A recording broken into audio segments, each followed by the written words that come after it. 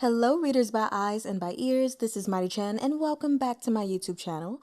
Today we are continuing with the reading of the Disabled Tyrant's beloved pet fish, also known as 残疾暴君的掌心鱼宠 by Xue Shan Fei Hu. Again, this is the final volume. We'll be covering about 4 or 5 chapters today, so I hope you all enjoy. Chapter 132, A Fish Delivery. When they learned that the consort Zhang in front of them was an imposter, the concubines started whispering among themselves. Consort Zhang is usually such a quail. No wonder she was able to kill the sixth prince when it really came down to it. Her actions had seriously exceeded their expectations of her, but the her they knew had never existed. If she could do that to the sixth prince, what might she do to them? Now, only one step away from victory, Princess Longjia was in a good mood. Are you all thinking that I found an opportunity to impersonate Consort Zhang and then restrain the emperor? She said, curling her lips into a smile. The concubines didn't dare nod, but it was what they'd all been thinking. The emperor and Prince Jing had come to this conclusion as well. Actually, Consort Zhang has been dead for a long time, she said gleefully. Back then, I had only been in the harem for 3 days. I had no desire to live. All I wanted was to assassinate the emperor. When the emperor found out, he sentenced me to death. Empress Xiaohui ordered a servant to bring me poisonous wine, and that servant was Lady Zhang, a servant in Changchun Palace. But this despicable Lady Zhang, who looked timid and afraid, was actually a coward who only dared to bully the weak. In my time of difficulty, she wanted to steal my jewelry. That was my last bit of dignity, and I couldn't let it go. So I used a bracelet as bait to take her life. I could have just put everything behind me and left the palace to go wherever I desired. As someone who had nearly died, I should have been indifferent to worldly affairs after all, but I just couldn't come to terms with it. Princess Langya loudly recounted all the grudges she held over the years, and the blood on her hands made her tremble with excitement. Why was the person who made me suffer so much allowed to sit at the top of the world without worry? Why was I, the daughter of a ruler, forced to smile and give birth to my enemy's children? I didn't want to bend my knees and submit. You destroyed Lolan and took everything I had, so why couldn't I take over your empire? Princess Langya glanced at the emperor and smiled with disdain. Your Majesty, what goes around comes around. Turnabout is fair play. Lady Zhang died by my hands and nobody knew, so I decided to replace her. I once had a confidant who was excellent at disguise, and I learned the art while I was in Lolan. I disguised myself as Lady Zhang and stayed by Empress Xiaohui's side. She never realized the truth. What a stupid woman. Princess Langya smiled meaningfully. Her skill at disguising herself was the key to her replacing Lady Zhang, and it was something Li Yu had never considered before. Such advanced disguising techniques really were possible in this world, apparently. The emperor now realized that Lady Zhang had been replaced a long time ago, and he was so furious his chest hurt. So you were the one who poisoned Xiaohui's children? He demanded. The emperor had ordered Luo Reishang to investigate the deaths of eldest prince and fourth prince, but he had lost contact with Luo Reishang some time ago. With the emperor in Consort Zhang's clutches, it was safe to assume that head eunuch Luo had probably also been trapped somewhere. Princess Langya had impersonated Lady Zhang with ulterior motives for decades now, and the emperor had already come to suspect that there was more to the deaths of the eldest and fourth princes. In that moment, blood rushed to his head, and he blurted those thoughts out. Princess Langya chuckled coldly. The eldest prince's short life has nothing to do with me, but his death let me think of a good way to torture you. The fourth prince and Prince Ding were indeed my doing. Puliu and Lady Zhang both worked in Changchun Palace, and she trusted Lady Zhang more than others. As the prince's wet nurse, she had to take health-boosting medicine every day per the imperial physician's orders. I had seen the prescription before and knew that it contained female ginseng, so I snuck in a secret ingredient from Lolan into her tea. Li Yu, hidden in the fish tank and eavesdropping in plain sight, flapped his fins when he heard the words secret ingredient from Lolan. Lolan had snowy mountains, so the secret ingredient must be Xue Wuzi. Did this mean the fourth prince had died because of Xue Wuzi? The secret ingredient was originally meant to nourish, but it becomes poison when it's mixed with female ginseng, Princess Langya continued.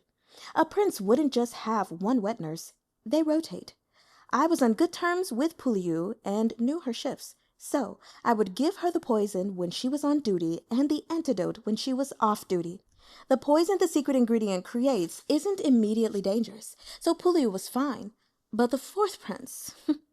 The poison was not as powerful since it was transmitted through milk, so the fourth prince lived for quite a long time. Everyone said his health was weak, but I was the only one who knew that he died from poison. Princess Langya looked at the emperor in delight. I felt the joy of revenge when I watched you suffer from the pain of losing your son. Empress Xiaohui felt regretful, so I convinced her to have another child so that I could torment you again. I thought it was too troublesome to administer poison through Puliu all the time, but Empress Xiaohui's nourishing tea contained female ginseng too, so I tried to do the same with her and kill the child in the womb. Unfortunately, the child was tenacious. She glanced at Prince Sing. He was clearly the child she was talking about. Originally, I was going to bribe the imperial physician and midwife to kill the child after he was born, but it turned out that he was born mute because of the poison. The emperor and Empress Xiaohui had been looking forward to a D-son, so a mute D-son would only make them suffer more. I decided to keep him alive for longer and slowly weaken him until he died, just like I did with the fourth prince. But then Puliu discovered what I was doing, so I told her that she was also responsible for the fourth prince's death, which meant she had unknowingly become my accomplice. I used her family to threaten her and forced her to take the medicine on her own, poisoning the fifth prince's milk. But her conscience won over. When I wasn't paying attention, she made a mistake on purpose to alert the emperor and Empress Xiaohui. She was cast out of the palace in the end and died of the poison, while her family died tragically as well. That's what happens to someone who doesn't pick a side. The fifth prince was then moved out of Changchun Palace and appointed a new wet nurse, so I couldn't meddle anymore. Princess Langya's account chilled everyone present to the core. Prince Sing's muteness was her doing, and Puliu, who Li Yu had originally thought was the culprit, was actually just a woman who'd led a difficult life. No wonder she tried to leave clues in the cloth tiger she'd made for Prince Sing. She must have hoped Prince Sing would be able to find it in the future and rid himself of the poison. Now that Li Yu knew the truth, he was heartbroken. Prince Sing's muteness had saved his life. How evil did one have to be to commit such a crime? Li Yu wished he wasn't so far away from Princess Langya. He'd slapped the sixth prince already, but he couldn't slap this crazy, awful princess. Princess Langya had committed too many crimes to count, but she continued to list them with a smile on her face. The fifth prince was born mute, and Empress Xiaohui was overwhelmed by anguish, so I helped her out so she wouldn't be in too much pain. The emperor felt like his heart had been chopped to pieces. He couldn't bear the pain. I can't believe Xiaohui was your doing too. So what? Princess Langya lifted her chin arrogantly. After what happened to Empress Xiaohui, I thought of a new way to enact my revenge. Taking away your wife and children was nothing. I could only soothe the rage in my heart by taking away your empire. When you entered Changchun Palace to mourn Empress Xiaohui, I drugged your wine so you would mistakenly believe that you had taken me to bed. After that, I became a concubine too, so it was only natural for me to have a child. I found a child who had royal Lolan blood and set him up as the sixth prince. As long as he ascended the throne, this world would become Lolan's. I was afraid of one flaw in my plan at first, but because you had no feelings toward Lady Zhang, you only sat briefly when you came to Yongfu Palace and never discovered my secret. All these years, I played the role of Lady Zhang, and even Mu Tianxiao, my son only by name, had no idea. But he was so useless that he couldn't even win against a mute. When Prince Sing caught him, I abandoned him. Princess Langya looked at the emperor. With the power I wield now, I could make you give me the throne. There's nothing stopping me. Li Yu, who was listening, felt like he was waking up from a dream. Holy shit! They all thought the princess wanted to put the sixth prince on the throne, but it turned out she wanted to be empress herself. And the sixth prince wasn't the emperor's son at all, just an expendable puppet? Villains always talked too much. I was thinking the same thing. There was no need for Princess Langya to lie anymore, so she was probably speaking the truth. The emperor was too overwhelmed by grief and rage to react to Princess Langya's threat. But she didn't care what he was feeling. After saying her piece, she looked down at everyone in the palace, and her gaze landed on Prince Jing. She smiled at him. I didn't expect that you'd be able to cure your muteness, so you probably found out about the Xue. But you were still too late. I was one step faster and have control over the emperor. You were always a fish that slipped out of my net, but even though I wasn't able to take your life, I've still won. Now that you have no more moves to force my hand, what can you do to me? After a moment's thought, Prince Jing gazed at the fish tank the eighth prince was protecting with his body, then let go of the dagger and let it fall to the ground. Li Yu knew that Prince Jing was looking at him. Prince Jing's original plan had been to use the sixth prince as a hostage and make an exchange with Consort Zhang. At the time, it had been the best plan. He could never have anticipated that Consort Zhang was actually Princess Langya in disguise and that she didn't care for the sixth prince at all. The sixth prince was no longer the winning bargaining chip. When Prince Jing captured him, Langya sent the sixth prince to the underworld. The sixth prince went to his death without ever realizing that even though he had used so many other people throughout his life, he was the one being used the most. How laughable! How pitiful. He tried to frame the eighth prince and Dabao for not being of royal blood, never knowing that he was actually the one whose origins were unknown. Princess Langya wanted nothing but to overthrow the emperor. She accused the emperor of murdering others, but she herself had harmed countless innocents.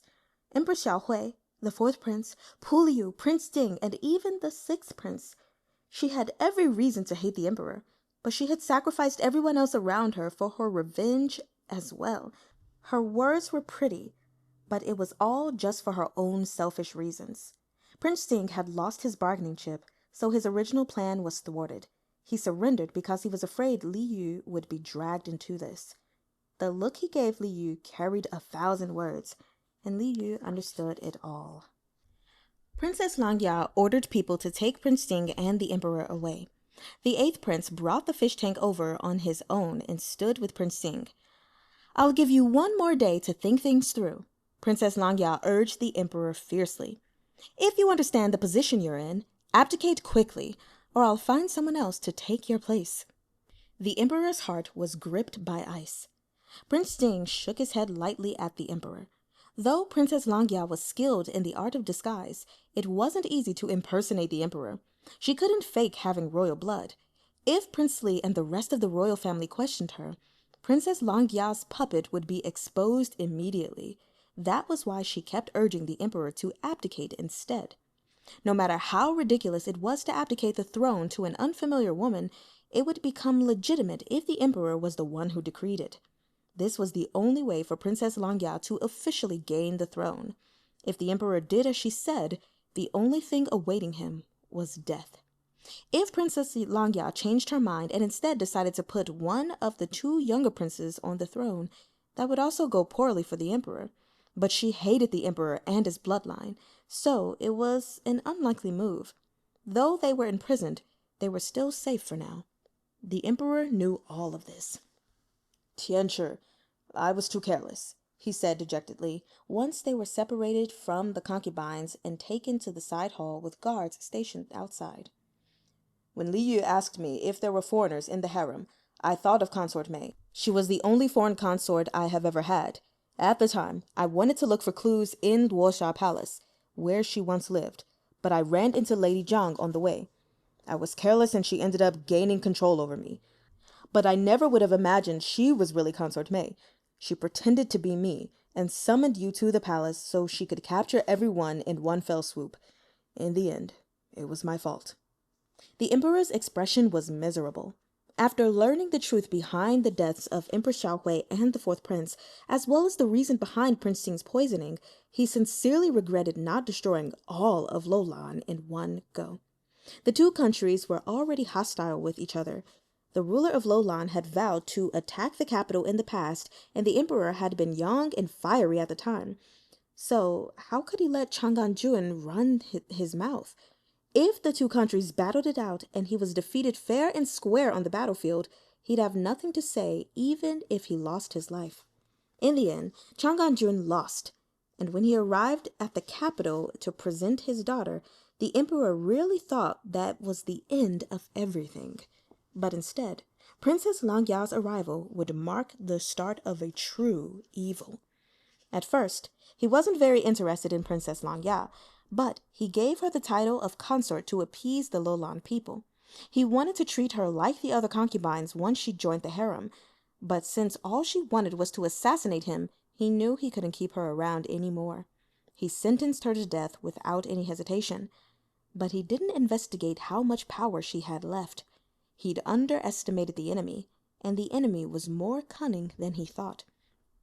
As the emperor regretted his past mistakes, Prince Xing patted him on the shoulder. "Don't despair, royal father. We're not at the end of our rope yet," he said swiftly. "I would like to be bold and ask royal father to draw up a rescue edict."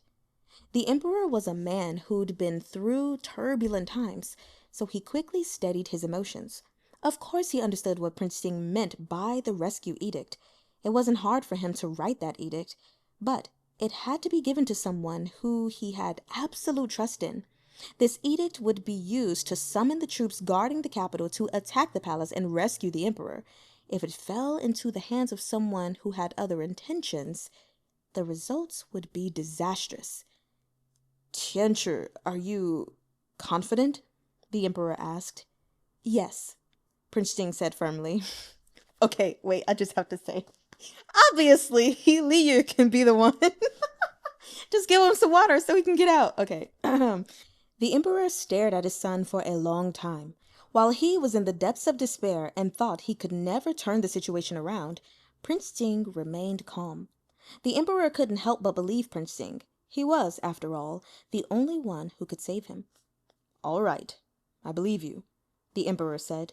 The emperor took out a jade box from his sleeve. The box was as long as a finger and completely empty. That was probably why it was still with the emperor. The emperor threw the box on the ground, shattering it. Among the broken pieces, a piece of iron peeked through. It must have been embedded in the jade. The iron plate was engraved with the image of a ferocious tiger. This was... Prince Xing was stunned. "This is my tiger talisman. It can be matched with the tiger talisman in the general's possession to mobilize the troops. This was hidden cleverly. I found it quite amusing that Princess Langya couldn't find it even after she had her guards search me." The emperor smiled and gave Prince Xing the talisman. "This talisman grants the holder the power to do anything to save the emperor." Prince Xing nodded, accepting it seriously.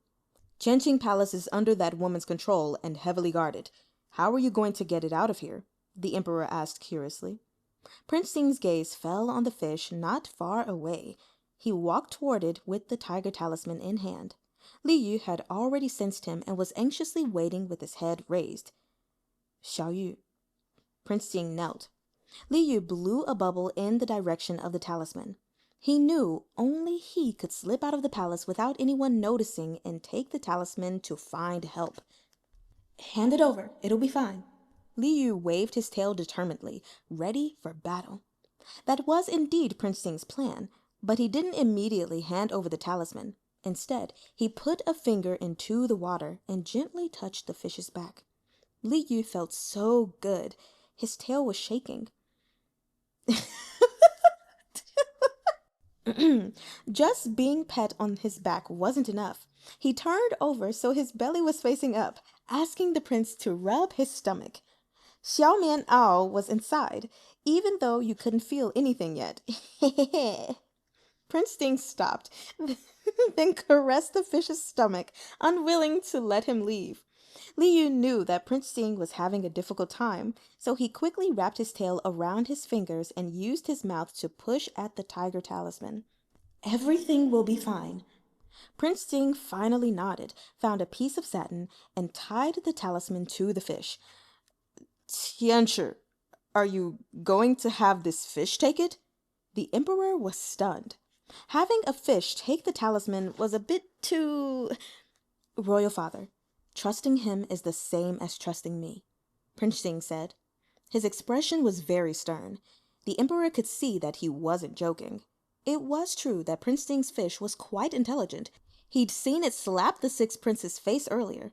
The Imperial Astrological Bureau and Liao Kong had both praised this fish in the past too, so he must be a sign of good fortune. The emperor thus convinced himself and accepted Prince Sing's plan. There was a pool in Qianqing Palace's side hall that was connected to the outside. There was no way for a human to use it, but a fish could. Prince Sing picked Li Yu up and put him gently in the water. When Li Yu entered the water, he blew a kiss at Prince Sing, flicked his tail, and quickly swam away. When he left their line of sight, he put the talisman into his inventory. Fishy Delivery would definitely ship such a priceless item with care. Chapter 133, Fish Saving Husband. Li Yu swam as quickly as he could into deeper waters, only approaching the surface occasionally to see where he was. It was very safe in the water. There were waves of guards patrolling the area, but none of them noticed the fish with a hidden talisman passing by in the rivers and ponds. Li Yu had cancelled his transformation skill and turned back into a fish to warn Prince Sing, but he'd ended up accidentally encountering the sixth prince and being taken to Qianqing Palace. Now that he was transporting the talisman, though, his hope to be useful was fulfilled. The best case scenario would be if he could swim right out of the palace. If he couldn't, well, he simply had to, even if he had to create the opportunity himself.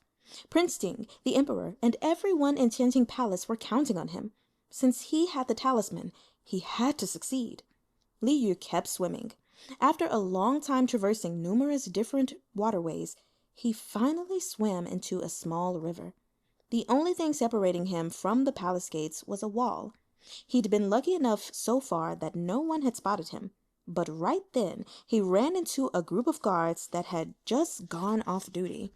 With nothing else to do, they stared at the little river while they chatted and laughed. Li Yu slowed down. This was the only way out of the palace. Was he supposed to swim through it right in front of the guards? He wouldn't have had to worry if he were still a little black fish, but he was now a silver koi with gold specks. His coloring stood out even underwater, especially if he had to swim directly in front of some guards. For some reason, the guards were all staring right at the water. If he was found out now, his efforts would have all been for nothing. Just to be safe, Li Yu found some aquatic plants to hide behind for a moment. He wanted to wait until the guards left, but he waited for a while and the guards still didn't seem to have any intention of leaving. Li Yu was a little anxious. Suddenly, he heard a loud meow and saw a white cat running toward him. He was startled. Had he been discovered by this cat? He was covered with hard scales now and wasn't afraid of cats, but he couldn't afford to get into a scuffle at the moment. Just as he was about to hide even deeper in the water, though, the white cat suddenly switched directions and ran straight toward the guards. Meow! The white cat wailed, attracting the guards' attention.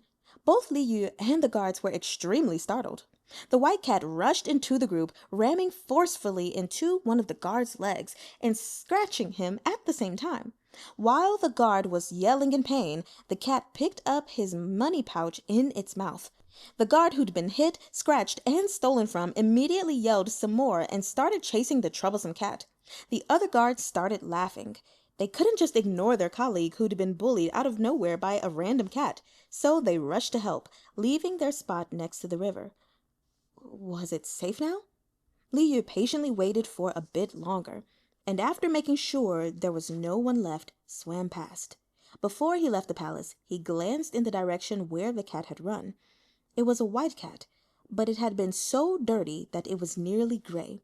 Its physique wasn't as strong as it was when it was Master Cat either, but its eyes still shone like gems. Thank you, Xue, Li Yu thought to himself.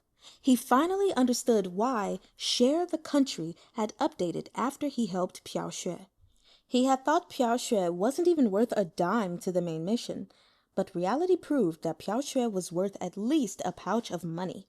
Animals weren't human, but they still knew to repay kindness. Li Yu shot out of the palace like an arrow. The next step was to go to the house of Changun. The children and Wangxi were there, and the Changun family was trustworthy. As long as he gave them the talisman and let them know what happened in the palace, they would definitely go to the defending army and lead them into the palace to save the emperor. Li Yu had been to the house of Changun several times already and was familiar with the way there, but this was his first time traveling there by water. The river that came from the palace didn't go to the house of Changun. There was another river near the house of Changun, but the two rivers didn't meet, and as Li Yu kept swimming, he was getting farther and farther from his destination. It looked like he had to change his plan. Li Yu jumped to shore and bounced a couple of times. His tail could help him glide on the ground for a bit, but it was too slow. He'd suffocate before he got to the other river. If he was in human form, he could have just run over, but he had canceled his skill earlier and he wouldn't be able to use it for the rest of the day. The tiger talisman was too important for him to give up now, so without further ado, Li Yu tapped the scale that turned him into a manmer. He rarely ever used this skill. The manmer form needed water to breathe, and his face was too ugly in this form, so manmer play was not nearly as fun as merman play. But this form granted him the human legs he needed to run fast, so right now he had no other choice. Li Yu took out a piece of clothing from his inventory, wrapped it around his upper body, and before he ran out of breath, sprinted as fast as he could. It was getting darker, and Li Yu accidentally bumped into a couple of people on the road because he couldn't see clearly. "I'm really sorry." Li Yu couldn't speak and had to just wave with his short, wide fins. A passerby who accidentally caught a glimpse of half a fish face was stunned. What's going on? Did I just see a fish? The fish ran over there. The fish has legs. For running? Li Yu soon arrived at the other river. He plunged in right away, turned back into a fish, and continued onward. Finally, he reached the manor. The current flowed into the manor, and he followed along without hesitation. The lights were on inside, and Li Yu swam around anxiously in the lotus pond. He didn't know where Ye Qinghuan and the former Duke of Changan were, but suddenly he heard barking and his eyes lit up. It's Xiongfeng! There was still hope. Xiongfeng soon ran over, his tail wagging, with a child's toy ball in his mouth. He stopped and sniffed the air fervently, then bounded over to the lotus pond where Li Yu was. Xiongfeng! Li Yu jumped to the edge of the pond and flapped his tail, hoping Xiongfeng would hear him. Xiongfeng barked excitedly. He rushed over and circled around Li Yu once, then poked him with the tip of his nose to make sure that it was his old friend the fish. "Quick, go find your master," Li Yu said. Xiongfeng couldn't understand fish, so he ran around the fish again and barked. Luckily, his barks were so loud that Ye Qinghuan heard them from nearby. Ye Qinghuan thought his beloved pet seemed a bit too excited, so he came over to take a look. From a distance, he could see that the ball was on the ground and Xiongfeng was pacing around the lotus pond, barking. Ye Qinghuan didn't think anything was amiss, and he leaned over to pick up his precious daughter's toy ball before leaving. Li Yu obviously couldn't let Ye Qinghuan leave. He had already used his human form and manmer form, so now he turned into a mermaid and shouted, "Ye Qinghuan!" Ye Qinghuan was startled by the sudden sound. When he turned around, he saw someone in the lotus pond. Most of Li Yu's body was underwater. He hurriedly put on some clothes and shoved his tail deeper into the pond. Ye Qinghuan walked over, hesitant. "Li Gongzi, cousin-in-law?" Li Yu wiped the water from his face and quickly nodded his head. "Yes, it's me." "Why are you here? Where's Tianshi?" Wang Xi had said Prince Ting and his consort had entered the palace, but that he hadn't heard from them. They were just starting to worry when Prince Ting's consort appeared in the lotus pond. It was unbelievable. Ye Qinghuan, I know you're probably thinking this is weird, but that's not important right now. Li Yu took a deep breath, retrieved the tiger talisman from his inventory, and placed it on his palm. I have a very, very important task to entrust to you. The fishy delivery had finally reached its destination. Li Yu told Ye Qinghuan what had happened, and Ye Qinghuan's grip around the talisman tightened. Don't worry, I'll go find Grandpa and the others right away, he said. We won't let them down. We'll rescue the Emperor and everyone else as soon as possible. Li Yu nodded. Ye Qinghuan took a couple of steps, but then he turned around to look at him again, confused. Are you all right in the water? Ye Qinghuan was quite astute at times, and he noticed that Li Yu somehow seemed to be different from usual.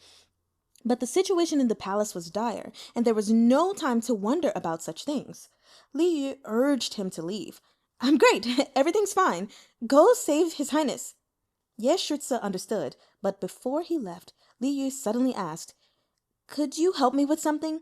Can you ask others to not come near this area? Ye Qinghuan looked at Li Yu, puzzled.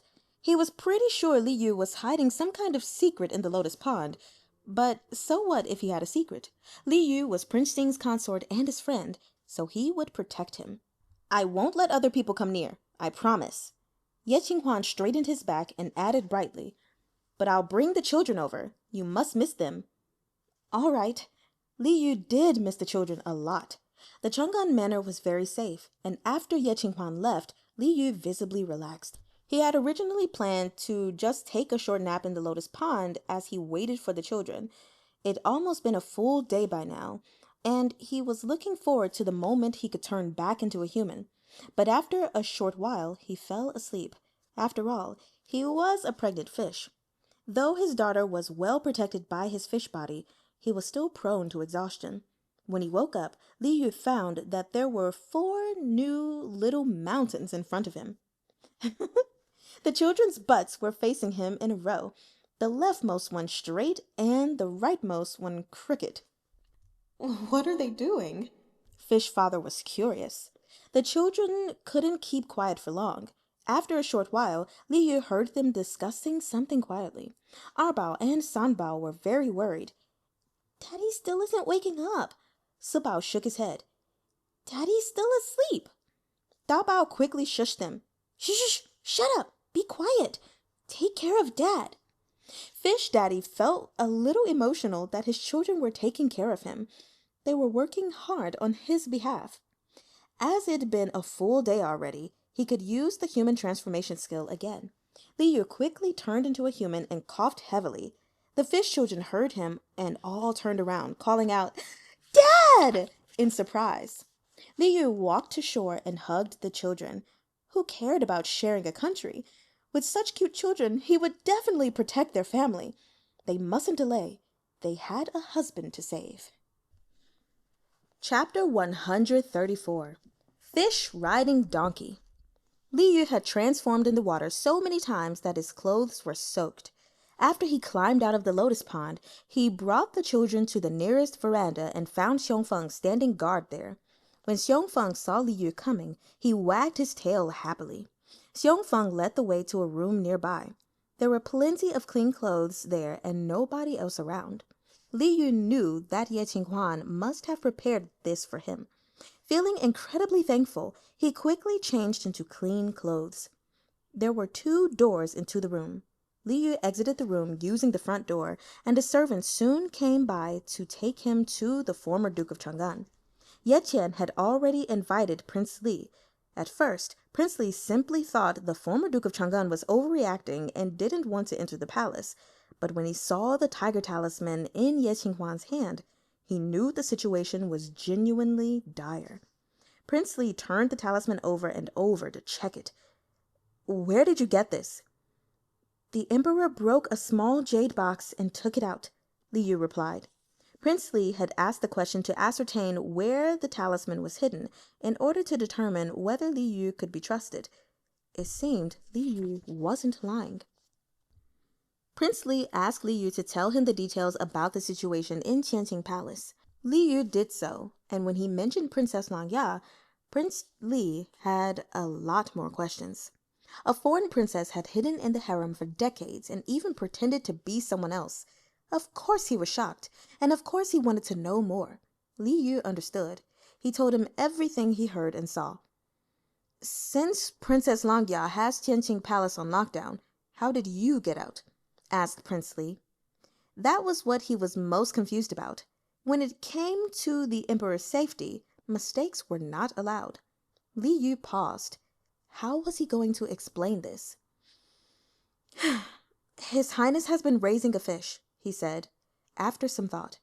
"He hid the talisman in the ornamental mountain in the fish tank and found an opportunity to give me the tank. I was in Qianqiu Palace and wasn't with him, and Qianqiu Palace wasn't as heavily guarded as Tianqing Palace was. Perhaps they didn't think I was a threat?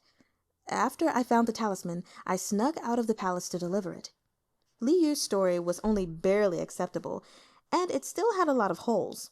Prince Li wanted to question him some more, but Ye Qinghuan hurried to help out. "He risked his life to bring the talisman to us, and he may not remember everything in all the panic and rush. What's the point of questioning him like this? It's more important to save the emperor, so let's plan things out."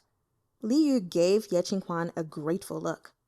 Prince Li could at least agree with this, so he immediately left with the Duke of Chang'an to deliver the tiger talisman to the general in charge of defending the capital, so that he would mobilize the troops. Meanwhile, Ye Qinghuan was in charge of gathering people in the manor who could support the troops. Ye Qian was getting on in years and couldn't move around as well as he once had, so he was to oversee operations in Chang'an Manor. Li Yu, of course, was going to take part in saving his husband, and once again entrusted the children to Wang Xi. Dabao, wearing a little riding uniform, brought out his slingshot and staggered around on his little short legs until he could grab Li Yu's pants. "Dabao saved Grandpa," he said firmly. Li Yu's eyes were a little damp. He picked his son up and rubbed his cheek against Dabao's. "Good boy, Dabao." Li Yu gently comforted him. "Grandpa will be fine soon." Li Yu sent Dabao back to Wang Xi again. The sight of Dabao's bulging little riding uniform made him recall something, though, and he went to find Ye Qinghuan. "You want us all to wear thick armor, helmets, and shields?" Ye Qinghuan was surprised. Attacking the palace was an urgent matter, and they might not be able to make it in time if they made those preparations. What's more, only the defending troops had armor, not the guards of the manor. "There's a kind of liquid that will burst out from the allies of Princess Langya," Li Yu explained, gesturing. "If you touch it, He didn't know how to explain what corrosion was in ancient times, so he said, "If you touch it, it will make your flesh fester and die. It's very powerful. I've seen it with my own eyes, so you must be careful." So that was why. Ye Qinghuan had been educated by his father since he was a child. Though he wasn't afraid of death, it was still good to take precautions. He ordered someone to pass the news to the troops. The manor guards all carried shields and would wear armor if they had it. If not, they would put on thick cotton jackets instead, and exposed areas would be wrapped in thick bandages. When they ran into enemies, they were to try to kill them with arrows. Ye Qinghuan had gold silk armor, and so did the former Duke of Chang'an.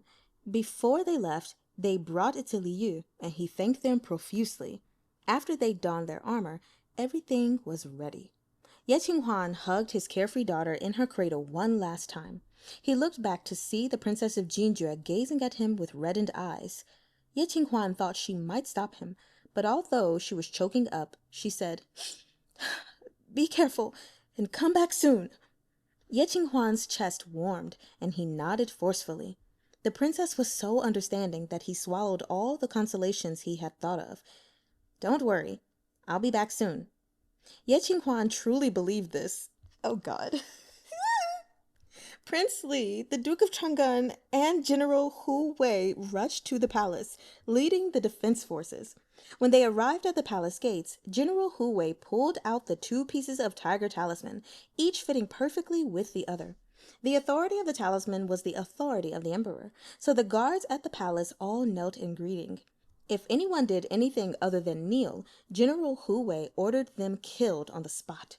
It had taken Princess Langya over a decade to grow Lolan's power in the palace, as her identity had to remain secret. As a result, her forces were strong but few. They had only been able to capture Tianqing Palace because of the element of surprise and the false imperial edicts she dispatched. The rest of the guards in the palace were still loyal to the emperor, so as soon as they saw the talisman, they stopped resisting. The defenders entered the palace smoothly, unhindered. Li Yu wasn't very good at riding a horse yet, so Ye Qinghuan had found a short little donkey for him to ride, and even arranged 4 guards to protect him on either side. Li Yu cracked his little whip. He felt like the safest fish in the world. When the rebels attacked, Ye Qinghuan led the House of Chang'en's guards to handle them. A few soldiers who had defected to the enemy surrounded Ye Qinghuan. Ye Qinghuan was just as skilled in the art of battle as Prince Ting. He blocked attacks with his sword and counterattacked, injuring one. The soldier pretended to be defeated, but then he suddenly stabbed himself with his sword and rushed toward Ye Qinghuan. Li Yu had seen these actions before. "Watch out!" he yelled. Ye Qinghuan lifted his shield to protect his body, blocking the corrosive liquid that sprayed out. The liquid couldn't penetrate the thick shield, and Ye Qinghuan was unharmed. The guards followed... I'm not liking this, but I'm gonna save my thoughts. The guards followed suit and used their shields to block any liquid they ran into. Even though the liquid still splashed onto some of the guards by accident, they immediately changed out of their thick clothing so they weren't hurt by it. When he ran into people from Lolan, Ye Qinghuan used bows and arrows instead so they couldn't use their dirty tricks. With the Lolan forces' ultimate trick thwarted, the troops quickly arrived at Tianqing Palace. Princess Langya hadn't anticipated that reinforcements would come so quickly. When she'd asked the emperor earlier to abdicate the throne, he'd said he would think about it, but several hours later, she asked again, and he still said he needed time to think. She really wanted to kill him, but she couldn't. If the emperor died, the country would still belong to his son or grandsons. Princess Langya had spent decades meticulously planning this. How could she let something she'd worked this hard for fall into someone else's hands? Princess Langya's expression darkened when she learned who was leading the defending forces. She ordered her guards to bring the emperor, Prince Ting, and the 2 younger princes outside of Tianqing Palace. If she couldn't obtain the country, she would eradicate the emperor's bloodline. When Prince Li and the Duke of Chang'an arrived, Princess Langya threatened them with the emperor's life, screaming, "If you take one more step forward, I'll kill the emperor. He won't even leave an intact corpse." Prince Li, concerned for the emperor's safety, stayed outside Tianqing Palace with the defending troops and didn't dare enter. Archers from either side kept fighting, and more soldiers were killed. Princess Langya's men were outnumbered by the soldiers, and they lost their archers one after another very quickly. Seeing this, Princess Langya took out her sword and lunged toward the emperor, wanting to take him with her in death. But before she knew it, Prince Ting had moved in front of the emperor and deflected her sword with his dagger, placing it at her throat. Princess Langya's lovely face turned pale. "Weren't all your weapons taken?" Prince Ting's sword had been taken before he entered the palace, and he had handed over the dagger in his boot. That was why Princess Langya felt it was safe to put Prince Ting and the emperor together. So where did he get this weapon? Prince Ting smiled slightly. "I had a dagger for self-defense already, but my consort gave me another just before I came." If he hadn't handed over his first weapon, Princess Langya wouldn't have let her guard down. How else would he get close to the emperor and get the tiger talisman? When he pretended to give up his dagger, he had already thought of a plan to defeat her. Princess Langya laughed wildly. Ye Qinghuan, noticing that the emperor was no longer in danger, shot an arrow at her. Prince Ting's dagger struck at the same time.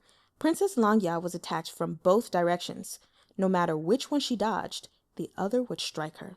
Princess Langya let out an eerie smile, then dodged the arrow and took Prince Ting's dagger.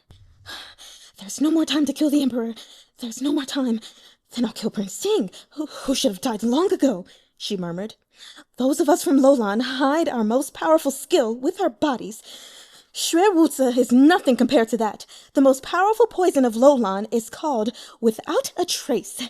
She smiled in despair and misery, and abruptly used the dagger to pierce the mechanism on her body, making several streams of liquid burst out. Tianchi! Li Yu yelled. He wanted to run over, but he was far away and densely surrounded by Ye Qinghuan's people. Princess Langya's movements were fast, but Prince Ting was always on guard against her.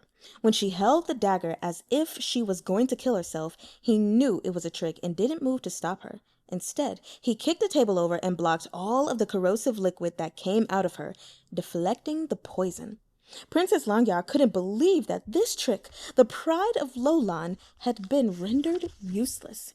Prince Ting finished the job with his dagger. Before she died, she glared at the emperor with a gaze full of hatred and spewed curses too quiet for anyone but herself to hear. Soon after, she disappeared into the corrosive liquid. The soldiers charged through Tianqing Palace and defeated the rest of the Lolan forces. A gaggle of imperial physicians rushed over to check the emperor's pulse. Head eunuch Luo, who had been imprisoned in a nearby palace for some time now, was rescued by the defenders and returned to the emperor, crying and laughing as he kowtowed. Prince Ting moved against the crowd, looking for a familiar face. He'd taken just a quick glance earlier when he thought he saw Li Yu and heard his voice, but after he dealt with Princess Langya, the room filled with what seemed to be an ever-increasing amount of people. No matter how he looked, he couldn't find Li Yu.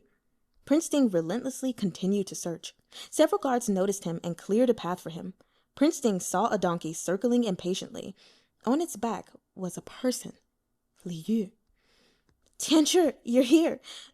Come help me, please. This donkey won't stop.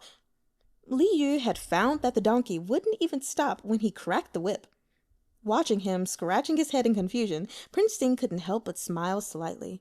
Xiao Yu didn't know how to ride a horse, and it seemed he wasn't good at riding a donkey either. Chapter 135, Fishy Riding Husband. Li Yu didn't know why the donkey wouldn't stop. After the hidden boss had been defeated, he wanted to fly into his husband's arms and cling to him like an octopus. But at such an important moment, the donkey let him down. It felt like Ye Qinghuan had found him a donkey whose greatest passion was to pull a grinding mill. It wouldn't stop once it started. Let me off! He didn't dare try to jump down because his daughter was in his stomach. He was protected in fish form, but not as a human. Prince Ting stared at his fish for a while, dazed, then walked over. The strange thing was that no matter how many times Li Yu yelled that he wanted to get off, the donkey ignored him and kept circling. But when Prince Ting arrived, for some reason, the donkey stopped immediately. Perhaps the donkey could sense the tyrant male protagonist's aura. Prince Ting held the reins and smiled. Xiao Yu, are you tired? Ye Qinghuan was the tired one here. He'd spent this battle running around, bleeding and sweating. Li Yu hadn't even run on his own legs, so being tired didn't enter into the equation. He wanted to say, I'm not tired at all. But when he met Prince Ting's dark eyes with his own, his voice suddenly caught in his throat. I'm all right. Li Yu bit his lip, not knowing why he changed his answer. His husband was right in front of him. Sob, he wanted to hug him. But this donkey! Though the donkey had stopped, he still couldn't quite clamber off. Prince Ting's eyes were full of love. Xiao Yu said he was all right, which meant he was tired, exhausted even. He wanted to put his fish in his sleeve, but there was little he could do in the palace. He smiled and stayed silent. Lifting his robes, he got up and sat behind Li Yu, hugging him from behind. Let's go home. Li Yu liked to call Prince Ting's manor home, and under his influence, Prince Ting had started calling it home too. His voice was hoarse, but it was better than it had been at the start. He was still recovering, after all. He couldn't be expected to sound like other people did, but it was precisely this sound that Li Yu couldn't handle. It traveled into his ears, making him go limp and numb. Prince Ting could speak, but he wasn't very talkative, because he had to keep his recovery a secret, and because he was used to being silent. Prince Ting rarely spoke of his own accord unless Li Yu made him practice. But after one night of bedtime activities, Prince Ting found that Xiao Yu was very sensitive to his voice. So perhaps intentionally, Prince Ting had started to whisper into Li Yu's ear in those specific moments. To the fish, it felt like he was going to float into the air and become immortal. Li Yu blushed. His husband's voice and the sensation at his hips made him squirm. He'd been hugged. His fish brain was instantly occupied with dirty thoughts, and he cleared his throat. Is it okay that you're riding this with me? Prince Ting usually rode horses. Riding a donkey wasn't nearly as dignified. Besides, Li Yu suspected that the donkey might not be able to support the two of them. But Prince Ting was too shameless to care about his dignity. He sat behind Li Yu, embraced him, and buried his face into Li Yu's shoulder, breathing his scent in deeply. That was his answer. How could Li Yu think about other things when his husband was acting this way? It wasn't his fault if the donkey couldn't live up to expectations. Li Yu cracked the whip with a shaking hand, and the donkey started to move, trotting steadily forward with two people on its back. Yeshutsu's jaw almost dropped when he saw both of them sitting on the donkey's back.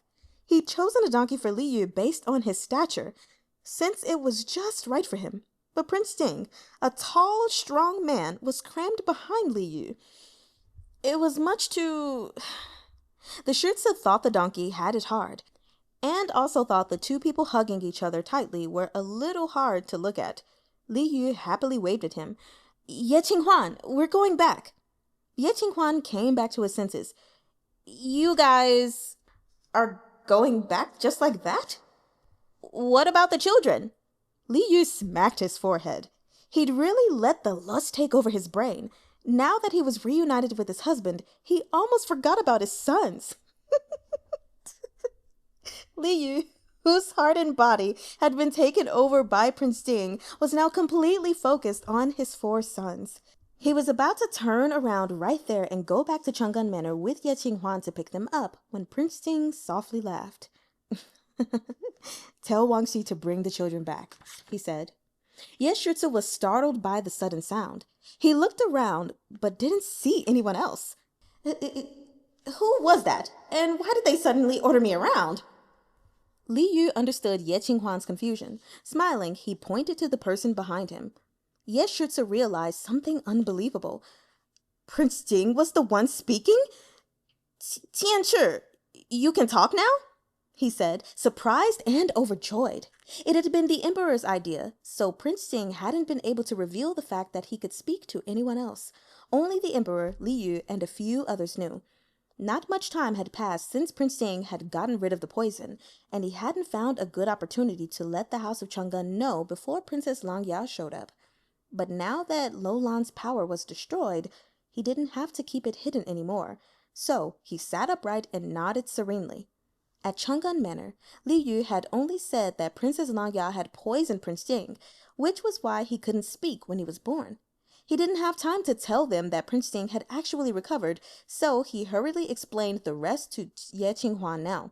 Ye Qinghuan was so happy he sprinted a few laps on his horse, thinking about how happy his father and grandfather would be when they found out. He felt a bit annoyed that Prince Ting was using him as a messenger again, but it wasn't his first time, so once more wouldn't hurt.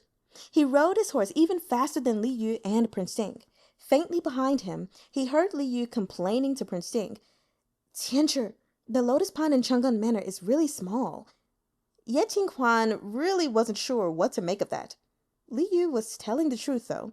If he stretched out his merman form, he could almost touch the bottom. It couldn't compare to the pond in Prince Jing's manor, where he could swim about freely. Li Yu mentioned it in passing, and Prince Jing casually made note of it, then sent craftsmen to the Chang'an Manor to make a few improvements to the lotus pond. Li Yu had said he wasn't tired, but by the time they got back to the manor, he was fast asleep in Prince Jing's arms. He didn't have to run about anymore, so it was easy to get sleepy now, relaxed at last in the arms of the person he loved. Prince Ting carefully carried Li Yu off the donkey. The donkey relaxed and was about to let out a couple of brays when Prince Ting shot it a knife-like glance. It immediately stopped and allowed itself to be quietly led to the stables by the servants. Prince Ting brought Li Yu into the room and placed him on the bed. He looked him over several times and, once he'd confirmed he was truly uninjured, tucked him into the light blue brocade quilt with green edges. He got into bed too and hugged the fish. He'd had no choice but to ask Xiao Yu to deliver the tiger talisman, but Prince Sing still felt guilty about it. If Xiao Yu or their unborn child had been injured, Prince Sing would have stabbed himself without any hesitation. Whoa. Fortunately, they were both fine, and the situation was over with. Prince Sing held the fish in his arms. It was hard to even remember the frantic state in which he'd spent the previous night in Jianqing Palace. The fish that delivered the talisman to the Chang'an Manor must have run into a lot of dangers. Prince Sing, stuck in Tianqing Palace, had been filled with worry and distress. Li Yu snorted twice in his sleep. He seemed to be uncomfortable sleeping on his side and wanted to change to lying on his stomach. But Prince Sing recalled that the imperial physician had said Li Yu shouldn't sleep on his stomach while pregnant, so he tried to get Li Yu to sleep next to him instead. Li Yu's hands and feet roved over him, and once they all found a place, he settled down and continued to sleep soundly. When he woke up, the fish needed a moment to figure out if he was in his fish tank or the lotus pond. Only when he saw his husband's sleeping face did he remember that they had overcome another obstacle together. How nice. This time, he'd stayed determined and wasn't tricked at all, so he'd helped a lot. He definitely improved compared to the time at the western border. There should be nothing else in the way of Prince Sing ascending to the throne after this obstacle. Li Yu stared at his husband's handsome side profile. The more he stared at him, the happier he felt, and he leaned in to sneak a kiss. At the same time, he removed his limbs from where they were draped all over Prince Sing's body. Now that Princess Langya's rebellion was quelled, would the share the country mission be completed? Li Yu took the chance to enter the system, but he found that the mission was still in progress.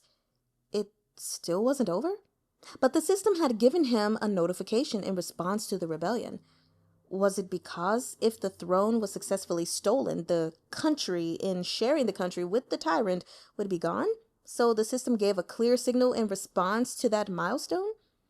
It seemed like completing the mission would need to wait until Prince Sing ascended to the throne. Li Yu wasn't in a hurry. He quickly checked in on the 4 children through the fish children status function. The children were back already. Since he and Prince Sing were resting, Wang Xi hadn't wanted to bother them, and so he'd taken the young masters to play in the manor instead. The 4 children were playing hide-and-seek with Wang Gongong. Li Yu smiled and exited the system. When he woke up, he found that his hands and feet, which he'd previously taken off of Prince Sing, were now entangled with his husband again. How did that happen? Normally, when he entered the system, he'd lay there like a corpse, not cling to others. Did he sleepwalk? No. Li Yu realized that Prince Sing was the one who'd held him, pulling him closer. So Prince Sing was the clingy one. How cute! Li Yu smiled and kissed his husband, wanting to pinch his nose and wait for him to open his mouth to breathe before using his fishy kissing skills on him. His plan was flawless, but in reality, he'd only just placed his finger on Prince Sing's face when his eyes opened. I wasn't going to do anything bad. The flustered fish was seen through immediately and kissed to pieces. With the children settled in their rooms, it was the right time and place. They hadn't done it since Li Yu found out he was pregnant, and he really wanted to right now. He tugged on Prince Sing's sash, giving him clear signals. They were so close that every change in the other was obvious. Prince Sing glanced at his flat stomach. When he'd asked imperial physicians before, they said that sex was not recommended during the early stages of pregnancy. Though he wanted it too, he knew he had to restrain himself. It'll be fine, Li Yu tried to persuade him. He really wanted it. She's not fragile. I swam around and even rode a donkey. As long as we go slower than usual, it should be fine. Li Yu tried his best to flirt, but he was still a bit shy. He fiddled with the quilt as he blushed and said, I'm not very good at riding donkeys, but riding, I'm still good at. I knew it! He shot a look at Prince Sing after he quickly mumbled his way through the end of the sentence. But Prince Sing's hearing was quite good. and he heard it all. To prove that he could do it, Li Yu changed his position to a more suitable one. The lusty fish looked down, his eyelashes nervously fluttering like butterfly wings as his cheeks and ears turned red. He looked cute and tasty. Prince Sting's gaze was heavy as he straightened himself and kissed his consort. In his hoarse voice, he said, "Then let's give it a try." Chapter 136. Number 1 Fish in the World. Princess Langya's rebellion had been quelled, and because her corpse had melted into nothing, her family bore the brunt of the emperor's fury. The elderly Changanjuan, Princess Langya's father, knelt on the golden bricks of Tianqing Palace for an entire day and night, until he couldn't even straighten his back anymore. In the end, he passed out. Originally, he had sent his daughter into the palace to protect the Lolan people, and so that she would be well taken care of. But Princess Langya had misunderstood him. Not only had she killed Empress Xiaohui and the fourth prince, she had even attempted to overthrow the empire. When Princess Langya had first tried to kill the emperor, the entire royal family of Lolan had been turned into slaves. This time, perhaps even the king of Lolan's life wouldn't be enough. The emperor executed all of Princess Langya's subordinates. As for the other Lolan royalty, he didn't kill them all. Instead, he sent them to guard the tombs of Empress Xiaohui and the fourth prince, so that they might pay for this crime for generations to come. He also conferred the title of prince to the first and fourth princes, who had died too early. As for Prince Sting's wet nurse, Puliu, who had left clues behind for them despite Princess Langya's coercion, the emperor rewarded her with a lavish funeral. Princess Langya had a servant who knew martial arts. Because he refused to give in, he'd been killed by the guards. Later, it was discovered that this servant had also changed his appearance, but his original appearance had been very ordinary. It was strange that he'd felt the need to disguise himself in the first place. The news traveled from head eunuch Luo to Li Yu. After some careful questioning about the servant's appearance, Li Yu found himself recalling the servant who had forced Puliu to take the poison. They had never been able to find that servant. Since Princess Langya was behind it all, perhaps that was the servant in the memory. Princess Langya had caught the emperor completely off guard. It served as a warning. The palace was not a peaceful place. In order to completely rid the palace of any remaining Lolan influence, the emperor thoroughly investigated every single person in the palace. The investigation unearthed many old incidents, and the emperor had no choice but to address them all. It left him in a terrible mood, one that didn't seem to be improving. Empress Xiaohui and the fourth prince were harmed by Princess Langya, but she'd done that because of him. If he had made a different decision in the beginning, he thought, if he had been a bit more cautious, a bit more careful, perhaps Empress Xiaohui and the fourth prince would still be here with them today. But there was no medicine in the world that could cure regret. He had lost his wife forever. The emperor suspended the court for several days, dispirited and listless. He had no energy to pay attention to the harem. Head eunuch Luo was out of ideas and secretly asked Prince Sting for help. He spent almost all his time around the emperor and knew very well that when the emperor's spirits were down, the little Schürze was the most effective medicine. This time, it would be best if all 4 children could come. Li Yu understood head eunuch Luo's difficulties. The emperor couldn't remain trapped in his own self-blame. There were still many military and national issues the emperor had to take care of, so they needed him to recover as fast as possible. Of course, if the emperor carried on like this, perhaps Prince Sting could ascend to the throne more quickly. But selfishly, Li Yu didn't want Prince Sting to take this shortcut. Prince Sting's relationship with his father had improved a lot lately. He truly hoped that the two of them could overcome their originally distant relationship and get back on the right track. Prince Sting shared this position. When head eunuch Luo came, Prince Sting nodded without hesitation. Li Yu exchanged a glance with Prince Sting and instantly understood. Rather than the throne, Prince Sting preferred to maintain the precious relationship he developed with the emperor. Very good. As expected of the man this fish had chosen. Even if his character setting was a tyrant, He was becoming more and more human. Li Yu was very proud of his husband. If he'd had his fishtail right now, it would be high up in the air. Soon after, Li Yu and Prince Ting entered the palace with the children to see the emperor. When the emperor heard the children's babbling, the corners of his mouth really did go up. Inside Dabao's soft, white little fist was a piece of candy. He stumbled toward the emperor. This was something the Fish brothers had recently discovered that was as delicious as peach blossom pastries. Dabao was eager to share it with Grandpa Emperor. "Grandpa, eat candy!" Dabao placed the sweet in the emperor's palm, then patted the emperor's hand carefully. Arbao, Sanbao, and Sibao also extended their hands. When they opened their fists, they each had a piece. Although Arbao, who loved to eat, only had half a piece. "Eat candy, be happy." The children all tried to say it at once. This was something their wet nurse, Madame Teen, had said to them once when she was feeding them candy.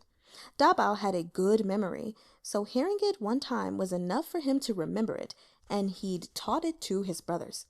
The emperor held the 4 children, tears streaming down his face. Although the candy the children presented to him seemed to be covered in spit, he still ate all of it. The past was unbearable to look back on, but he had these tiny grandchildren now. For their sake, he had to pull himself together again. "Tianchi." "Thank you," the emperor chuckled. "Say, why didn't you bring your pet fish?" His mood seemed to have improved. Seeing Prince Ting, he recalled all the royal subjects who'd stood by him amid Princess Langya's rebellion. Prince Ting, Prince Li, General Hu Wei, Ye Qinghuan, the Duke of Chang'an. Though the emperor was in a sorry state that day, he remembered everything. And there was Prince Ting's consort. Although he didn't know how to ride a horse, he came on a donkey to try to save him. They were all good people. The emperor decided to write an edict to reward them all. Of course, he couldn't forget the fish that had delivered the tiger talisman. The emperor thought the fish was very intelligent and knew that Prince Ting loved that fish. But he didn't see him bring it on this trip to the palace, so he made sure to ask after it. Prince Ting exchanged a smile with Li Yu and said something about the fish being in the manor. This fish had contributed to the safety of the country, so although it wasn't present, the emperor thought it was only right to reward it. He was never shy when it came to rewards. "I'll reward the fish with the title of #1 fish in the world," he said, smiling. "#1 fish in the world?" Li Yu repeated it in his head a few times. Prince Ting watched him with a smile. In his opinion, there was no title more suitable for Xiao Yu. Under Prince Ting's appreciative gaze, Li Yu didn't have the heart to tell him that #1 fish in the world felt a bit odd. His reasoning was sound. After all, #1 lamb in the world generally referred to delicious lamb meat. #1 dumpling in the world meant the dumpling was delicious. So, #1 fish in the world meant... Shh. But the high and mighty emperor couldn't take back what he'd already decreed. With complicated feelings, Li Yu became #1 fish. Later on, Li Yu tactfully told Prince Ting, and the prince was speechless. It was just as the old saying said, "The benevolent see benevolence, and the wise see wisdom." When it came to Xiao Yu, perhaps it was apt to say, "The gourmand sees gourmets." Though there was nothing particularly wrong with this interpretation of the title. Prince Ting licked his lips and said meaningfully, "Fish is truly delicious." What? I'm so sorry. Prince Ting had stopped eating fish ever since he got a pet fish. Why was he saying fish was delicious? Had he eaten fish recently? Li Yu realized abruptly what Prince Ting was saying. Li Yu, who was not skilled at riding horses or donkeys, but was skilled at riding something else, once again started going red. Though the emperor hadn't been physically harmed during the Princess Langya incident, he quite clearly didn't have as much energy as before. In the past, he could discuss politics with court officials the whole night. Now hearing the word politics gave him a headache, but he couldn't just ignore the issues that were piling up. The emperor's gaze fell on Prince Sing. When he was held hostage by Princess Langya, Prince Sing had stepped forward bravely several times. There was no need to test him any further. He wanted a suitable heir. Prince Sing was the most suitable and the most perfect. He chuckled. Tianchu, since you're here, come help me with something. Prince Sing gave him an inquisitive look. The emperor ordered Luo Zheshang to bring over all the reports that had been piling up. Then he picked up his brush, pointed at the reports, and said, half-jokingly, "If you can go through all these reports for me, I'll choose you as crown prince." Li Yu's eyes widened, but he felt a little impatient. With the way things were now, Prince Sing had saved the emperor enough times to be the crown prince 10 times over. Why did the emperor need to dangle it over their heads like this and ask Prince Sing to do paperwork? Did this mean if he didn't do a good job, he couldn't be the crown prince? Li Yu was worried about how Prince Sing was going to handle this. Prince Sing did want to be the crown prince, and he wouldn't dally when it came to the emperor's requests. Without saying anything, he accepted the reports. The emperor admired his straightforward attitude.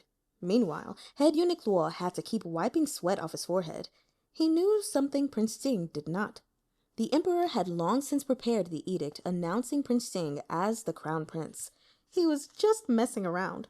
For some reason, since choosing his heir, the emperor seemed to become a bit unreasonable.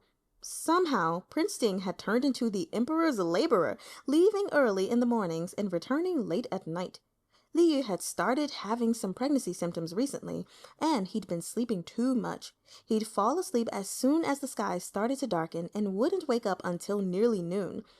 With Prince Sing busy doing work for the emperor, Li Yu barely got to see his husband at all. He'd always fall asleep before his husband got home and wake up after he had already left. If he hadn't had something to wrap himself around every night, he might have suspected that Prince Sing was staying the night elsewhere. Fortunately, no matter how busy Prince Sing was or how late he returned, he'd always come home to Li Yu to hold him as they slept. The piled-up reports were finally dealt with. The emperor was very happy with Prince Sing's work. He was waiting for Prince Sing to kiss up to him a little. Then, with a soaring mood, he'd announce him as crown prince. But Prince Sing didn't ask for the title of crown prince. He just asked the emperor to let him go home early. He was just as stubborn as his father. Though he wanted to be crown prince, he cared about his wife and children more. If the emperor wanted him to be crown prince, he would eagerly step up to the plate. But if the emperor wouldn't give him the title, he wouldn't try to take it.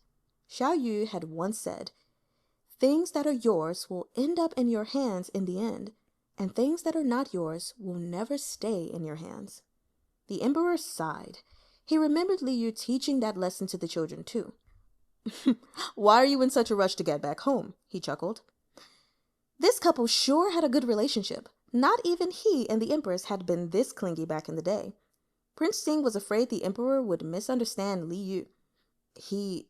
He's pregnant again," he said carefully. "I think of him constantly." Prince Sing's consort was pregnant again? The emperor was delighted. He no longer cared about the slight mishap from earlier. He sent Prince Sing away in a hurry and even sent a group of imperial physicians with him, telling them to answer to Prince Sing's every command and not to disturb the consort. When Prince Sing returned, Li Yu was sitting in a rocking chair in the courtyard, wrapped up in a seaweed green blanket and dozing off. Wang Gongong was playing a game of eagle and chicks with the children. To the side, their pet rabbit was nibbling on bright green lettuce leaves, while 2 fat ducks swam together in the pond. They shook their wings, quacking to each other along with the laughter of the children. All sorts of noises filtered through Li Yu's ears, and he vaguely heard Wang Gongong chatting with someone. "Our Highness is highly coveted among the aristocracy and nobles. Apparently, all these families have beautiful daughters just at the right age. They all want to become the prince's side consort." "Huh! What side consort?" Li Yu had been drifting off to sleep.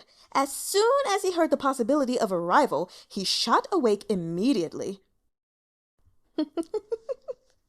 Well, you guys, that concludes the reading for today.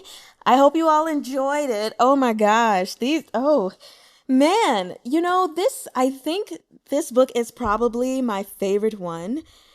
It was so good. This was really good, you guys. And okay, let's just go through my notes. How about we do that? And let's just go ahead and start backwards with the note that was not written down, but it's kind of like the last thing that I read. And that's about a side consort. First off, one of the things that Prince Jing had promised was that there would be no other. It was just him. It was just Li Yu. So Li Yu should know that, hey, he is not choosing someone else. On top of that, you can have children. So, like, even if that was the worry before, it's not the worry now. Anyway, let's go through my notes. So I wanted to kind of give you guys a tiny bit of insight on why I started cracking up in the last chapter when it was this one, the number one fish in the world. I don't have all the context, but I do know that there is a euphemism for fish that is sexual. So hearing the whole number one fish in the world thing, and he was like, that's I was like, oh my God, there's something sexual about this. And so the only thing that I currently know about, which I'm not sure if it's exactly referring to this, is an idiom or, just a phrase that is yu shui zhi huan. So again, that's yu shui zhi huan. And it basically represents like the intimate relationship between fish and water. But if you think about it in a sexual way, it's the emotional pleasures and everything that someone experiences while they're having sex. So I'm not 100% sure where it was going. Like I said, I don't think it was that exactly, but I do know that sometimes animals are used for not just euphemisms, but to express things that we would be kind of like, wait, what? For example, to say that something is amazing, of course you could just say 厉害, but you can also say 牛逼, which is cow genitals, which means amazing or freaking awesome. So there's a little Mandarin lesson for you guys. Again, for awesome, it's 牛逼. So going up and then straight across, 牛逼. And then the phrase that I taught, which I don't think is directly related, but 鱼水之欢. So 鱼水之欢. Anyway, let's go on. So when I read the title, Fish Riding Husband, I was like, oh my God, is this what I think it is? Or do I just have a dirty mind? Which, by the way, I actually don't believe in dirty minds, because sex is a natural thing that people do to reproduce and to have pleasure. I don't think there's anything dirty about it, unless you do like dirty things, which is subjective. But there's just some things that I think could be dirty. Anyway, getting sidetracked. But I read the title and I was like, okay, is this what I think it is? And so to know that it basically was, I was like, okay, alrighty then. I love it though. I love how it, Xue Shan Fei Hu has been able to basically hint at their sexual life without going into detail. Not that I don't love smut, because I love smut so much, you guys. I prefer books with smut. However, when authors don't provide it, I'm less of a fan of the fade to black. And I kind of am less of a fan of let me explain it in a poetic way. And so you kind of know what they're doing, but it's not direct. I just want it to be direct. You ain't got to exactly say the words, but it's like clear they're about to have sex or they are having sex, Okay. So another thing that I just found super funny was actually about this lotus pond that's in Chang'an Manor. When Li Yu was complaining about it, like, bruh, it's too small. I don't know why, but I just thought it was funny when Prince Jing was like, all right, hey, y'all go over to the manor and make the pond bigger. I was like, sir, that's not even your residence. That's not even where you live. But okay, yeah, sure. I'm sure they won't object to a bigger pond. Whoop-de-doo. For when Li Yu just wants to take a dive in there. Like, okay, sure. So the next thing because I don't know if anyone else was thinking this way, but when they got the tiger talisman and Liu was getting ready to go off, and his wife, the princess of Jinjue, was like, come back soon. And he was like, I'll be back soon, my love. I was like, ah, shit. Is he gonna die? I genuinely thought he was going to die, because maybe I'll just watch too many scary movies or too many like plots where, the person is saying, I'll be right back, or I promise to come back. And y'all know, y'all haven't seen this happen before. Make sure you come back. I'll be back. And then they don't come back because they died. And so that's what I was expecting. And then when they actually went to the palace, to Tianqing Palace, and started fighting, and then they had that one Princess Langya's guard person, whatever, soldier, I can't think of the word, come up to, try to get the corrosion liquid and stuff on Ye Qinghuan. I didn't think he was going to be successful then, but I thought it was like a foreshadowing to him dying. And so I was like, fuck. Xue Shan Fei Hu, don't do this to me. Ye Qinghuan is not like a super vital character, but come on. We didn't just gonna kill people to kill people, but he's okay. So I'm okay. Just, if anyone else thought that he was going to die like I did, please put it in the comments so that I know I'm not alone.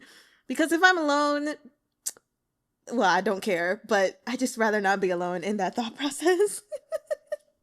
Then the two things left? I think 3 things left.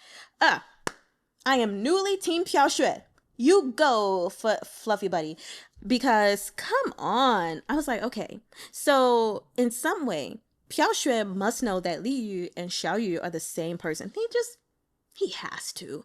And I'm kind of wondering about Piao Xue and his inner workings. Like, maybe he's not a Yao, but maybe? What if he is a Yao? That would be crazy.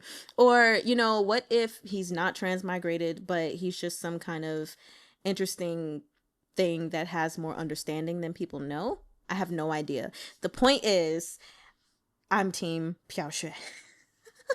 And then I just have 2 notes left. I'm sorry. I feel like this time is so long. So after finding out the whole story of Princess Langya and how she used the 6 prints and blah, blah, blah, blah, blah, I do not feel sorry for the 6 prints still at all. Although now we know he's Lolan blood, so technically he's not the 6 prince, or he's no longer, whatever. But I am glad that I got more understanding onto his grooming process, basically. Like, of course, he didn't know these things about himself, which is very ironic. But with the way that he was being raised, it's totally understandable why he was such a devious person, because he got it from his mom, not mom, And I'm so glad that it was said, I think it was Li Yu's thought, or maybe it was just the author saying it. But yes, villains always talk way too damn much. We don't need to know your whole story. We don't need to know why you're doing what you're doing. You just do what you're trying to do. Because the more you do, the more leverage you give the people who are listening to you, and the more time you give them to think of ways to defeat you. So anyway, that is all I have to say. I did also want to ask you guys, which if you've stayed this late, you're a real trooper. I didn't do it for Stars of Chaos, and I really didn't want to be honest. After I was done with it, I was ready to move on. But for Thousand Autumns, I had done a video on my favorite aspects of the series overall. And I was wondering if you guys would be interested in something like that. I would probably do a video just explaining some of my favorite characters, or maybe my biggest likes, and even a couple of my dislikes, because I do have some, and it's not about bashing the book or anything like that. But I mean, we don't have to read a book and be just 100% sold yes, this is perfect, everything about it is great.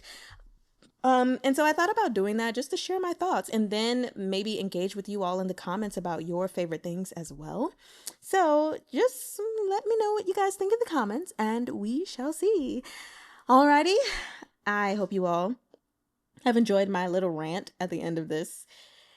And And yeah, let me know your thoughts and reactions in the comments. I can't wait to see them. And well, 爱你们.